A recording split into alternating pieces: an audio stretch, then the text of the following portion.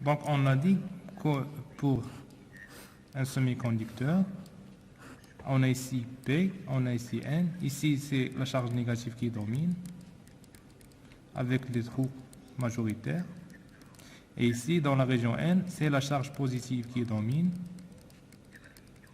avec des trous, avec des électrons majoritaires. D'accord?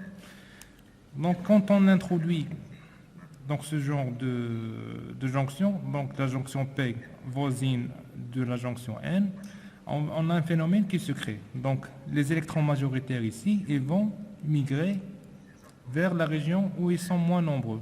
Et les trous vont migrer vers une zone où ils sont donc, moins nombreux. D'accord? On appelle ça le phénomène de diffusion. Donc, qu'est-ce qu'on va avoir ici? Donc, région P, la région N. Donc, ces électrons, ils vont se recombiner avec les trous qui sont ici. Et ces trous-là vont se recombiner avec les électrons qui vont être ici. Et on va avoir une région de déplétion. Donc, où on n'a pas d'électrons ni de trous. On a seulement les barrières de potentiel ici. D'accord?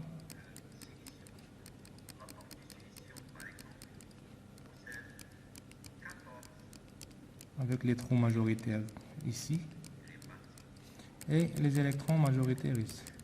Donc on appelle ça une barrière de potentiel.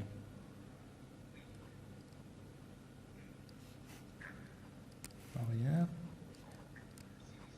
de potentiel. Donc pourquoi? Parce qu'elle stoppe les électrons de migrer de cette zone à cette zone-là. Et la charge négative va stopper donc les trous de ce côté-là.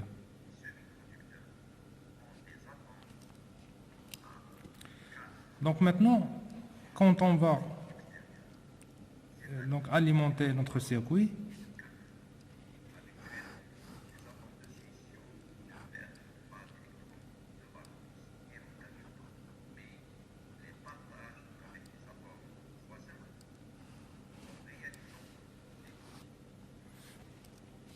donc ici j'ai dessiné donc une polarisation inverse. Donc les trous, ils ont une charge positive et les électrons, ils ont une charge négative.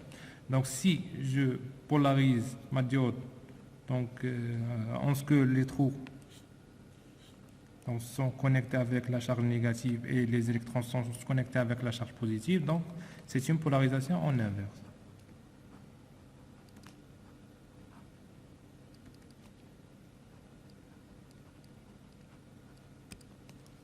D'accord? Donc, qu'est-ce qui va arriver si je polarise en inverse?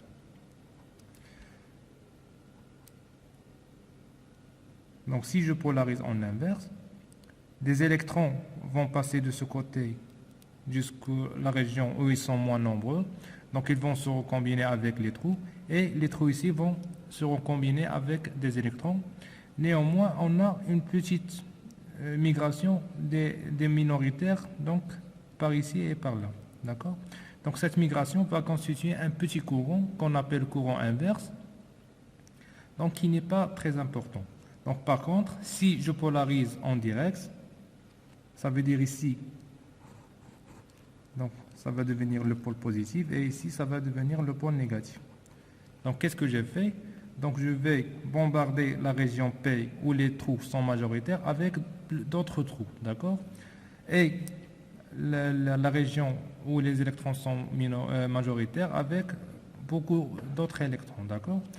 Donc, on va donner une énergie à ces trous et on va diminuer la barrière de potentiel, donc ce qui va en résulter à une migration de plusieurs électrons de ce côté-là et plusieurs trous de ce côté-là, d'accord?